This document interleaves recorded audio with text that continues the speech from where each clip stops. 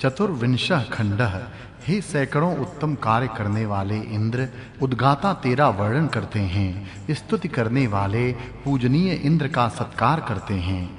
ब्राह्मण तुझे जिस प्रकार नट लोग बांस को ऊपर खड़ा रखते हैं, उसी प्रकार ऊपर स्थापित करते हैं, अर्थात तेरी प्रशंसा करते हैं। सब स्तुतियां समुद्र के समान विस्तृत रथ में बैठने वाले वीरों में श्रेष्ठ वीर, बलों के और अन्नों के स्वामी, सज्जनों के पालन करने वाले इंद्र की महिमा बढ़ाती हैं। हे इंद्र, इस श्रेष्ठ और आनंद बढ़ाने वाले अमर सोम रसों को पी, क्योंकि यज्ञ के मंडप में शुद्ध सोम रस की धारा तेरी तरफ बह रही है।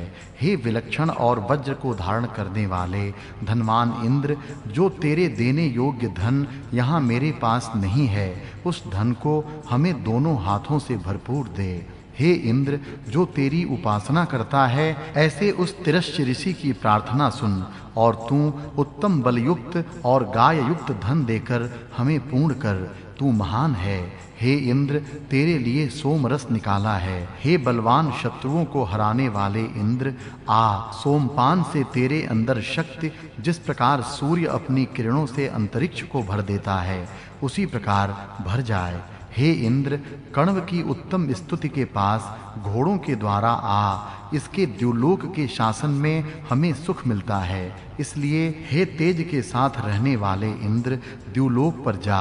हे स्तुति के योग्य इंद्र, सोम यज्ञ में हमारी स्तुतियां रथ में बैठने वाले वीर जिस प्रकार अपने ठीक स्थान पर पहुंच जाते हैं, उसी प्रकार तेरे पास पहुंचती हैं। हे इंद्र, बछड़े के पास जैसे दुधारू गाय पहुंचती है, उसी प्रकार हमारी स्तुति तेरे पास पहुंचती है। जल्दी आ, शुद्ध साम और शुद्ध मंत्रों के द्वारा हम शुद्ध इंद्र की स्तुति करते हैं। शक्ति को बढ़ाने वाले इंद्र को शुद्ध मंत्रों से तैयार किए गए गौ दूध से मिले हुए सोम आनंद देवें। हे इंद्र, जो अत्यंत शोभा युक्त है और जो तेज से अत्यंत तेजस्वी है, वह सोम तेरे उपासकों को धन देता है। हे अपनी धारणा शक्ति से युक्त इंद्र, यह सोम रस तुझे आनंद देने वाला हो। यहाँ 24वां खंड समाप्त हुआ। पंचविंशः खंडः।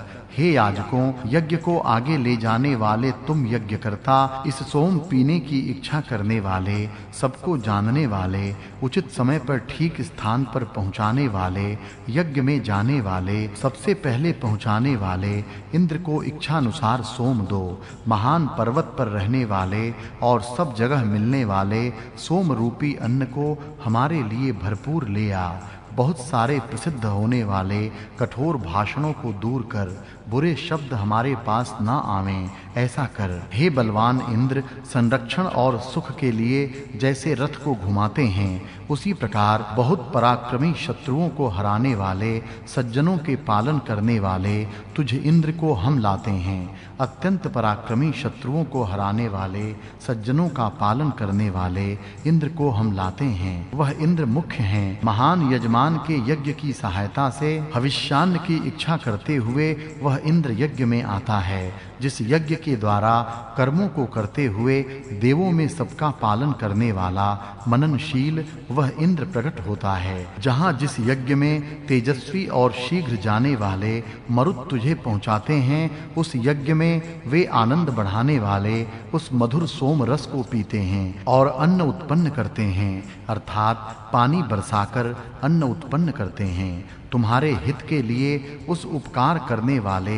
हिंसा न करने वाले, बल के स्वामी, अन्न के स्वामी, सब शत्रुओं को हराने वाले नेता और शक्तिमान सर्वज्ञ इंद्र की मैं स्तुति करता हूँ। विजयी अश्वरूपी वेगवान दधिक्राव की स्तुति मैंने की। यह हमारे मुखादि अंगों को शक्ति संपन्न करता है और हमारी आयु बढ़ाता है। शत्रु के नगरों को तोड़ने वाला, तरुण ज्ञानी, अपरिमित बलवान, सब शुभ कर्मों को धारण करने वाला, अनेकों के द्वारा प्रशंसित यह इंद्र उत्पन्न हुआ है। यहाँ 25वां खंड समाप्त हुआ। षड्विंशः खंडः। हे याजकों, 3 स्तोत्रों से तैयार किया गया अन्न प्रशंसनीय वीर इंद्र के पास पहुँचाओ। वह इंद्र तुम्हें यज्ञ के अनुष्ठान के लिए विशेष बुद्धि से किए गए कर्मों से इष्ट फल देकर तुम्हारा सत्कार करता है। सर्वदृष्टा इंद्र के जो दोनों घोड़े हैं, जिनके सब कार्य यज्ञ ही हैं, ऐसा निश्चय करके ये दोनों घोड़े रथ में जोड़े जाते हैं। ऐसा ज्ञानी और बुद्धिमान पुरुष कहते हैं। हे मनुष्यों, तुम इंद्र का सत्कार करो, विशेष रूप से सत्कार करो। हे यज्ञ से प्रेम करने वालों, इंद्र का सत्कार करो।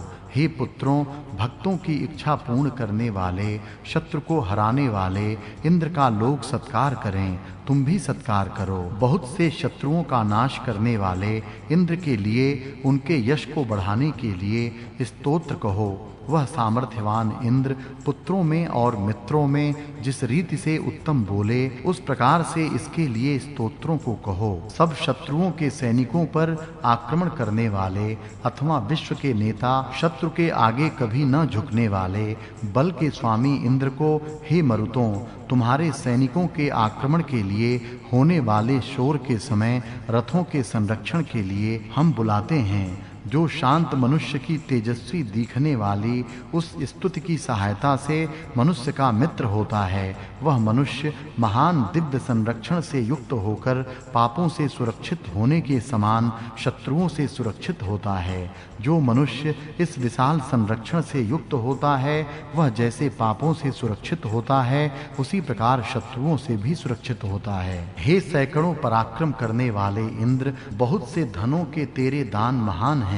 इसके बाद हे सर्वदृष्टा और उत्तम दान देने वाले इंद्र, हमें धन देकर महान कर। हे शुभ्र वर्ण की उषे, तेरे आने के बाद मनुष्य और पशु तथा पंखों वाले पक्षी भी आकाश के अंत तक ऊपर इच्छानुसार उड़ते हैं। हे देवों, जो इन दिनों के प्रकाशित होने पर तुम उस आकाश में रहते हो, तुम्हें वहां क्या यज्ञ प्राप्त होता है अथवा क्या वहां तुम्हें पहले के समान कोई आहुति भी मिलती है, जिसकी सहायता से यज्ञादि कर्म किए जाते हैं? उस ऋचा और साम को गाकर हम यज्ञ करते हैं। वे ऋग मंत्र और साम मंत्र यज्ञ मंडप में विराजमान हैं और वे ही देवों में यज्ञ को पहुंचाते हैं। यहाँ 26वां खंड समाप्त हुआ।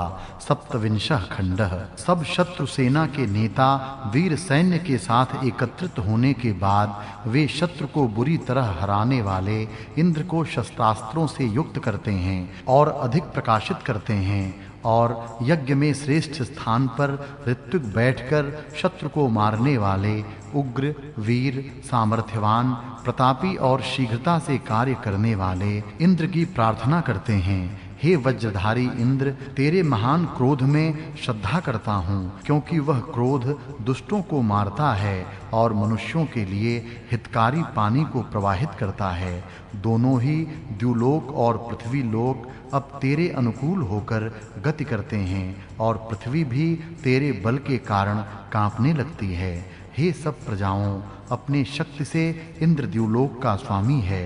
उसकी सब एक स्थान पर मिलकर स्तुति करो, जो अकेला ही मनुष्यों का अतिथि के समान पूज्य है। वह पुराण पुरुष इंद्र अपने शत्रुओं को जीतने की इच्छा वाले नए वीरों को अकेला ही विजय के मार्ग से आगे ले जाता है। हे अत्यधिक धनवान और बहुतों से प्रशंसित इंद्र, जो हम तेरा आश्रय लेकर कार्यों में प्रवृत्त होते हैं, वे ये हम तेरे ही हैं। हे प्रशंसनीय इंद्र, तुझसे भिन्न और कोई दूसरा स्तुति योग्य नहीं है, इसलिए हमारी स्तुतियों को पृथ्वी जैसे सबको स्वीकार करती है, उस प्रकार स्वीकार कर। हमारी बहुत स्तुति सब मनुष्यों का भरण पोषण करने वाले, धनवान और प्रशंसनीय, सब भक्तों को बढ़ाने वाले और बहुतों से प्रशंसित, अमर और उत्तम स्तोत्रों से प्रतिदिन प्रशंसित इंद्र की प्रशंसा करती है।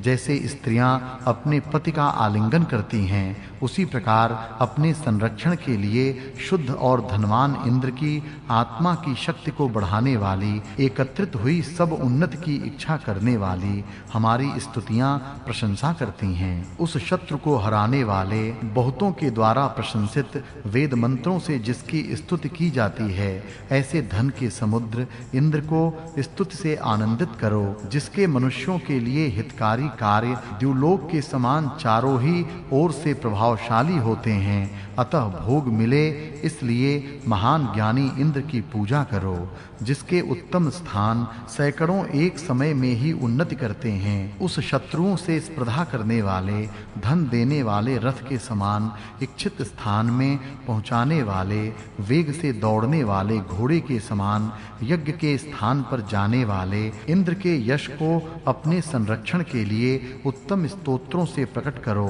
और स्तुति सैकड़ों बार करो। ये द्युलोक और पृथ्वी लोक, जल वाले सब प्राणियों को आश्रय देने वाले, महान और विस्तीर्ण मीठा जल देने वाले, उत्तम रूप से युक्त, ईश्वर की धारक शक्ति से रहने वाले, जरा रहित, नित्य और उत्तम वीर्य से संपन्न हैं। हे इंद्र, द्युलोक और पृथ्वी लोक, इन दोनों को जो तू उषा के समान अपने तेज से भर देता है, ऐसे महान से भी महान मनुष्यों में सम्राट तुझ इंद्र को देव माता अदिति ने उत्पन्न किया, कल्याण करने वाली देवी ने उत्पन्न किया।